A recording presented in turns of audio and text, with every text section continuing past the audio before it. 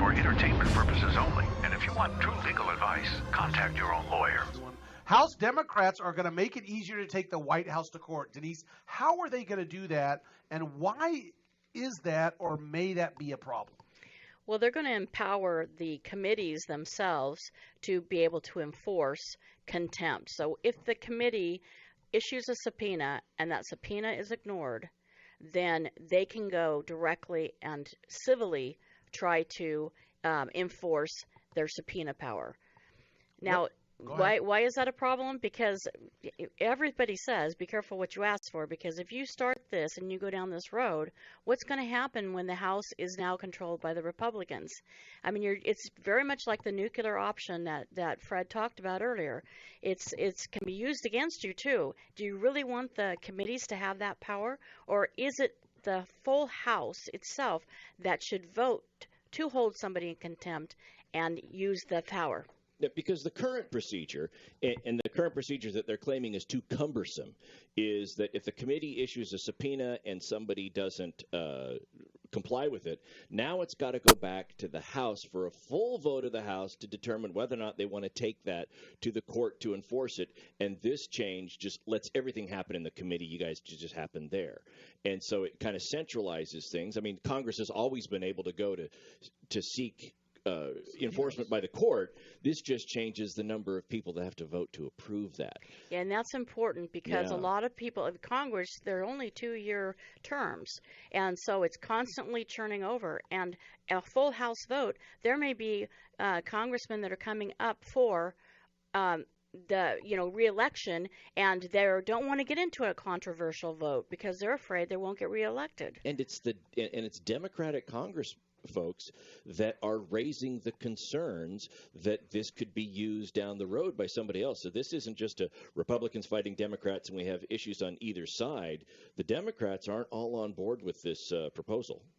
It also seems like it is a shift in the balance of power. In other words, kind of a consolidation of congressional power, which might be contrary on constitutional grounds, maybe. Yeah, and the reason they're trying to do this is to quickly get what they want from the Trump administration, basically, the first thing I noted down is, it's going to be quick as the amount of time that it's going to take for you to do this, try to enforce it, and then go all the way to the Supreme Court. By that time, things will be done. Or not even get to court. Yep. That's a possibility. We're going to be right back. We're going to talk more about this. We're also going to talk briefly about the judge rejecting the House Democrats' attempt to block the border wall.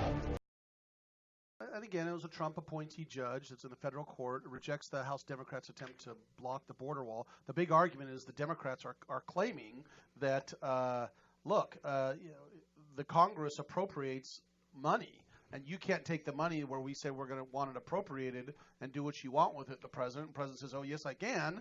It's not necessarily completely your, prerogative of exactly what part.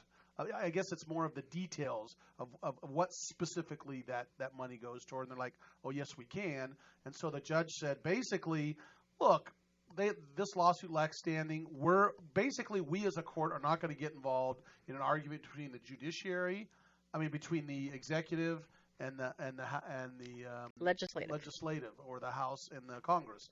And so what they came along and said is, that's not for us to determine, but this judge said, doesn't mean you can't sue, but I just feel it's inappropriate for me to get involved. I'm looking here at the opinion. I was able to find it really quickly.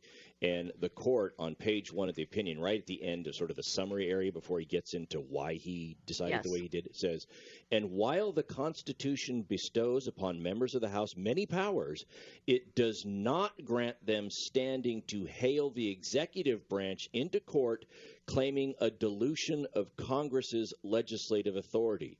The court therefore lacks jurisdiction to hear the House claims and will deny its motion. So it was sort of. So it was a jurisdiction more than a standing. It was. You don't have standing to ask us to do it, so it's both, and that's where they stood. Yeah, that's very surprising. Issue. Very surprising because there's a lot of other House members that have brought suits, and they're all over the country still proceeding. So this is going. It's in Washington, D.C. The judge was a Trump appointment judge, and I think this is going to get appealed, and it's going to go all the way to the Supreme Court. Of course. And the funny thing is, before I get to you, Tom, is one of the arguments here with Democrats, we're doing this to get these subpoenas taken care of quicker, and this will expedite the process.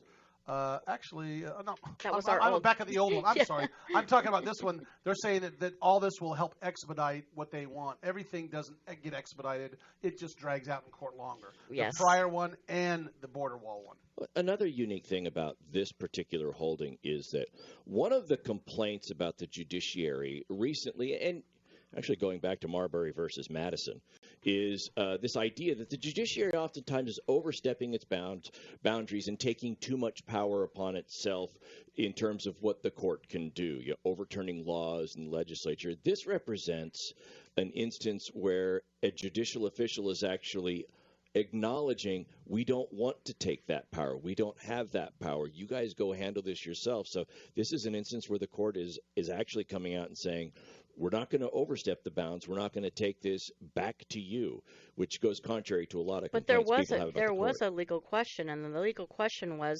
did Trump's choice to move funds from one place to another violate the appropriations clause of the Constitution? The appropriations clause of the Constitution gives the power exclusively to Congress to appropriate funds and to designate where they're going to go. Exactly. And my Yep. point is the court did not overstep that to say we get to have a say in it too. The court acknowledged. No, it just stays there, which goes counter to a lot of complaints people have about the court, that the courts are always trying to stick their noses in where they don't have power. This is a judge who acknowledged he didn't. Yeah. Yeah, but what's Miracle. Congress's choice now? Well, It basically, what does Congress do? He implies in his decision that Congress has other legislative powers that it can handle it, but yet he doesn't enumerate on what those powers are. but it's not his job to. If he starts enumerating what those powers are to go back to there, then they start to say, well, now you're overstepping your bounds telling Congress how to act. And there's one thing we know when you go to court. As a plaintiff, you can never go into court when the court denies a motion. They say, well, like a demurrer, for example. Say, well, how do I have to draft this thing so that it'll pass a demurrer? And the courts will always say, what? I'm not going to tell you how to do this. All I'm telling you is I'm making this ruling. I can't tell you how to do what you want to do. I can just tell you that what you did is wrong. And so courts do that. That's not unusual for courts to do. They do that all the time. I'm not going to tell you the answer. Right, but now we've got different jurisdictions and judicial jurisdictions that have decided differently on very similar type issues.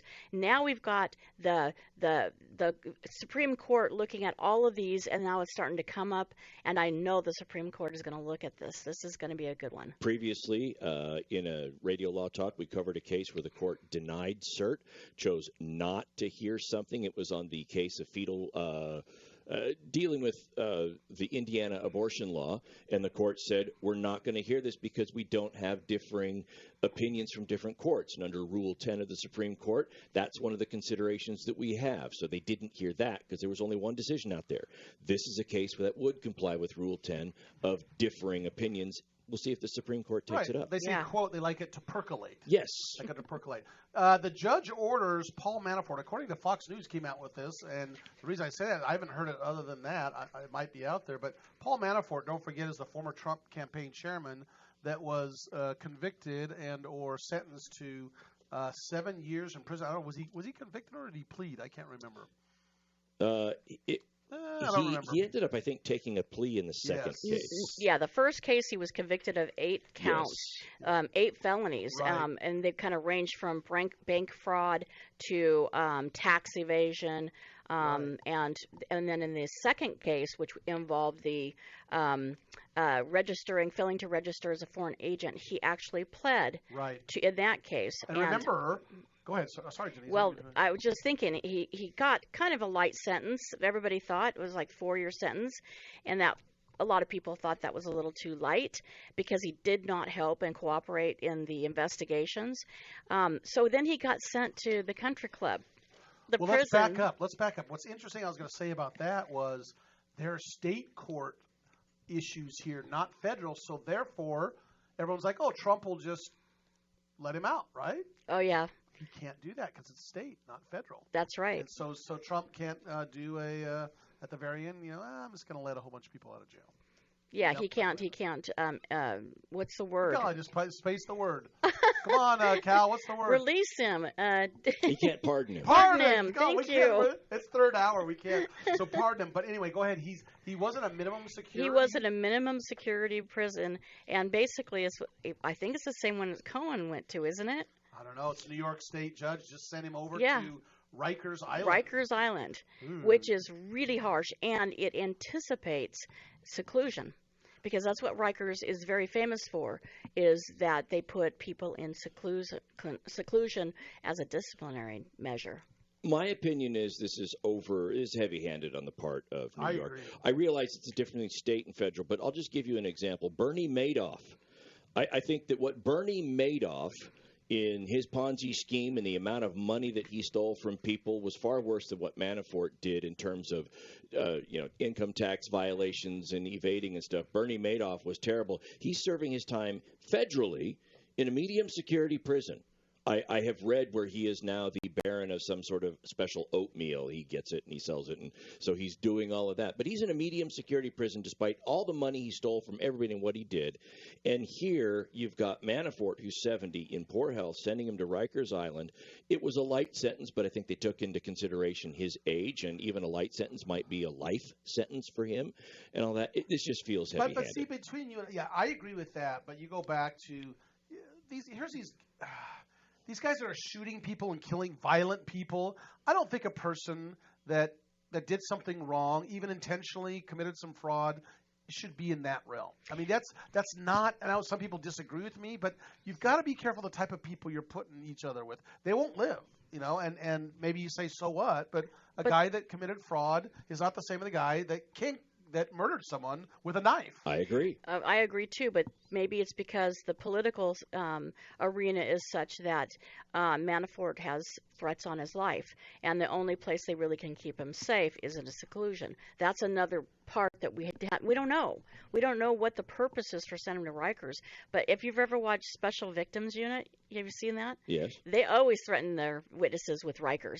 Wow. They're always threatening them. They We're going to do. send you to Rikers. Let's think of this guy, 70 years, well-known, well-respected, very high up in politics, and as an attorney, and then turning 70, going to go to the Bahamas and relax with your spouse or whoever, and you're spending time in Rikers. Well, we're ending up. We've got one last segment to go. We want to talk about YouTube banning supremacist content and see whether or not you agree with that. Go to the website, radiolawtalk.com. That's radiolawtalk.com.